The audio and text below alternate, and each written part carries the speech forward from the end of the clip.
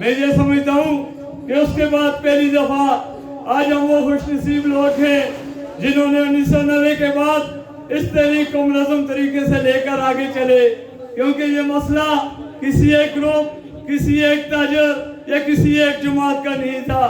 मुझसे पहले तफसीलन बात हो चुकी है, लेकिन मैं ये बात कहना जरूरी समझता हूँ कि वो लोग जो दरिया बचाओ कमेटी के ऐसा थे, वो लोग जो हम में नहीं रहे, वही बात कहते रहे कि ये गैर कानूनी गैर फितरी काम है, लेकिन शहर मुजफ्फराबाद के लोगों को ये कहा जाता रहा कि नहीं, ये राह के एजेंट है, ये खुद मुख्तार कश्मीर के आमी हैं। आज मैं वापडा का शुक्रिया अदा करता हूँ कि उन्होंने ये साबित करवाया कि कश्मीरी आज उठकर खड़े हुए, कश्मीरियों को गैरत आई कि उनको ये यकीन हुआ कि वो वाकई वो लोग इस दुनिया में तो नहीं रहे, लेकिन वो ठीक कहते थे। मैं इधर किसी भाई ने कहा कि काउंसलर साहिबान का शुक्रिया अदा करते हैं। मेरे दोस्तों, ये काम हमारा है।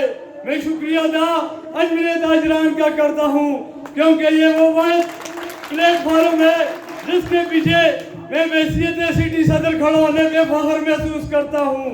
मेरे काउंसलर साहिबान, चाहे उनका ताल्लुक किसी जमात से भी हो, वो आपके पीछे खड़ा होने पे फख्र महसूस करते हैं।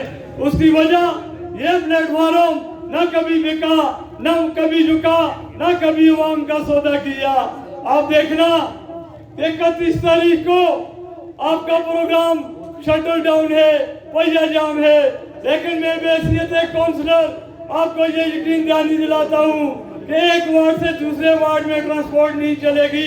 36 के 36 वार्ड बंद हो गए।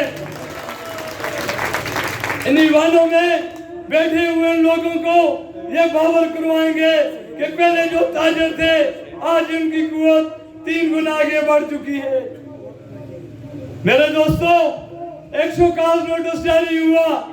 मुझे दुख हुआ कि एक वो बेवकूफ जमात जो ईमानों में बैठे हुए हैं, उस शख्स को रोका गया कि अवामी तहरीक की बात न करो। मुझे नहीं समझ आती वो क्या समझते हैं कि हम उनके मुजारे हैं, ये जमाती योद्धे उनके मुजारे हैं। वक्त बदल चुका है।